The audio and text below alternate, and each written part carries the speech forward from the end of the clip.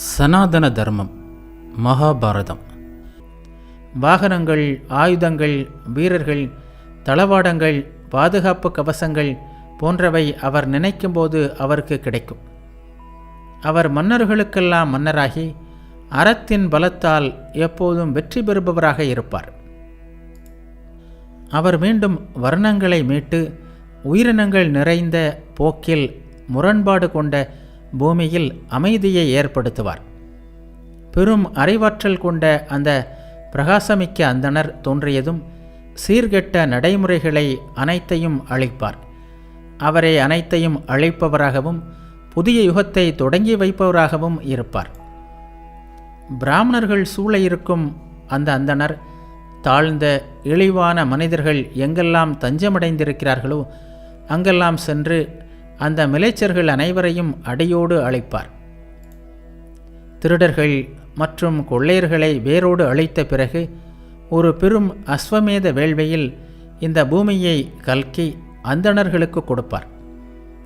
புனிதமான காரியங்களை செய்து சிறந்த புகழை கொண்ட கல்கி சுயம்புவால் விதிக்கப்பட்ட பயங்கரமான புதிய அருளாட்சியை நிறுவிய பிறகு காண்பதற்கு இனிய கானகத்திற்குள் புகுவார்.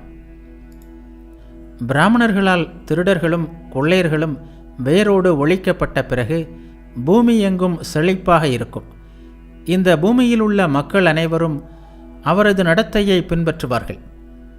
இந்த உலகத்தில் உள்ள நாடுகள் அனைத்தையும் ஒன்றன்பின் ஒன்றாக வீழ்த்திய பிறகு பிராமணர்களில் புலியான கல்கி மான் தோலையும் ஈட்டிகளையும் வலங்குகளையும் அங்கேயே விட்டு அந்தணர்களின் முதன்மையானவர்களால் புகழப்பட்டபடி பூமியெங்கும் சுற்றுவார்.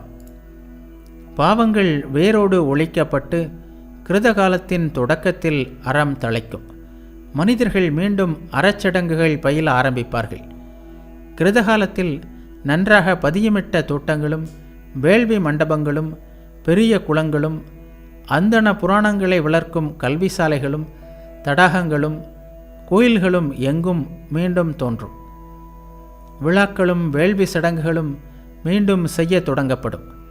அந்தணர்கள் நல்லவர்களாகவும் நேர்மையானவர்களாகவும் ஆவார்கள்.